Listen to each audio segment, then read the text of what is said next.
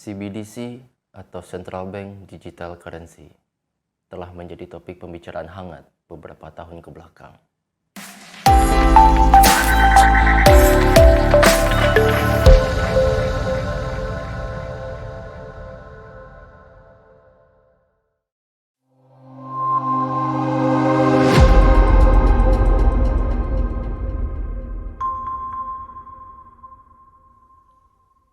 Di tahun 2020, sekitar 70% bank sentral di seluruh penjuru dunia sedang mengkaji CBDC ini. Dan 2 tahun kemudian, sudah 11 bank sentral saja yang telah resmi merilisnya. Seperti Bank Sentral Bahama, Bank Sentral Jamaika, Bank Sentral Nigeria, serta 8 bank sentral lainnya dari 8 negara di Kepulauan Karibia. Lalu, bagaimana dengan Indonesia? Juli 2022 kemarin, Indonesia sudah menyatakan ketertarikannya. Dalam rangkaian presidensi G20 di Nusa Dua Bali, Deputi Gubernur Bank Indonesia mengatakan bahwa akhir tahun 2022 ini, Bank Indonesia akan segera mengeluarkan white paper CBDC sebagai landasan pengembangan proyek rupiah digital tersebut. Tapi sebelum itu, apa itu CBDC? Apakah ia akan membunuh Bitcoin atau malah membantu adopsi kripto di Indonesia? Haruskah kita mencegahnya? Dan mengapa ia begitu penting?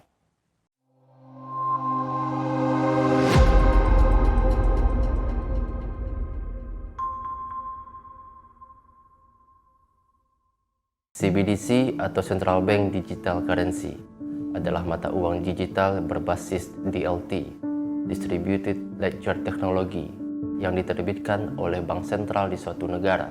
Dalam hal ini adalah Bank Indonesia. Konsep mata uang digital ini sebenarnya terinspirasi oleh mata uang kripto.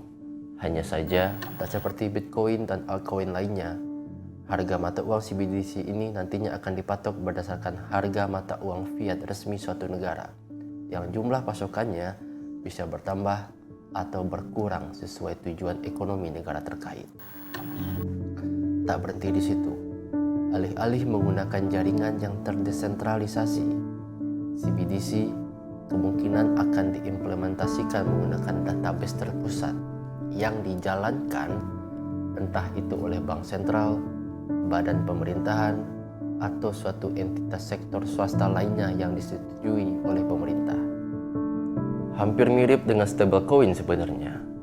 Hanya saja, tak seperti stablecoin yang diterbitkan oleh perusahaan swasta guna memfasilitasi kegiatan trading dan investasi kripto. Teman-teman bisa menganggap CBDC ini sebagai versi digital dari uang rupiah yang ada di dompetmu sekarang. Singkat kata, CBDC itu bukanlah cryptocurrency karena 1. Dikontrol secara terpusat. CBDC akan diterbitkan dan diatur oleh bank sentral negara terkait. Dalam hal ini ialah Bank Indonesia. 2. Tidak ada anonimitas.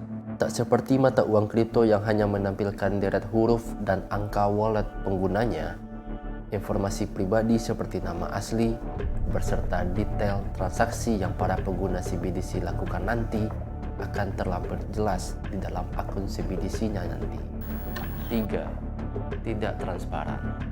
CBDC akan menggunakan jenis private network yang mana hanya bisa diakses oleh beberapa pihak tertentu seperti pemerintah terkait, bank sentral, dan lembaga pemerintahan atau swasta berwenang saja.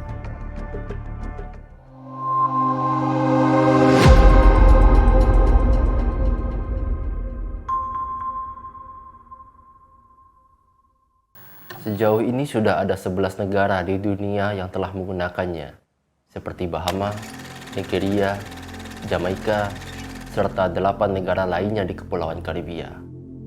Tetapi, ada beberapa negara yang patut kita bahas di sini. Bahama. Bahama ialah negara pertama di dunia yang menggunakan CBDC. Bahama juga merupakan salah satu negara pelopor dalam menggunakan CBDC secara masif. Dan sebagai negara kepulauan, mereka melihat CBDC sebagai salah satu cara yang tepat untuk menjangkau masyarakatnya yang sudah tersebar itu. Dan baru-baru ini, Bahama mengkonfirmasi bahwa warganya dapat menggunakan sen dolar untuk membayar pajak. Nigeria. Oktober 2021, Bank Sentral Nigeria telah merilis e-Naira sebagai CBDC resmi negara tersebut. Ini adalah CBDC publik kedua yang sepenuhnya terbuka untuk umum setelah sen dolar Bahama. Sekitar 38 juta orang atau 36% dari populasi orang dewasa tidak memiliki rekening bank di Nigeria, dan e-Naira diharapkan dapat meningkatkan inklusi keuangan di negara tersebut. Untuk saat ini, e-Naira hanya diberikan kepada orang-orang yang memiliki rekening bank, tetapi cakupannya diharapkan dapat meluas dan menjangkau siapa saja yang memiliki ponsel meskipun mereka tidak memiliki rekening bank sekalipun. Tiongkok. Akhir tahun 2021 lalu, Tiongkok menerbitkan digital yuan yang didukung penuh oleh People's Bank of China untuk menjadi mata uang digital resmi negara tersebut. Dilatar belakangi oleh masifnya penggunaan Alipay dan WeChat Pay, masyarakat Tiongkok kini sudah terbiasa menggunakan transaksi keuangan secara cashless. Mereka hampir tidak menggunakan uang tunai sama sekali. Dan banyak pula merchant di Tiongkok yang sudah tidak menerima uang kertas dan koin lagi.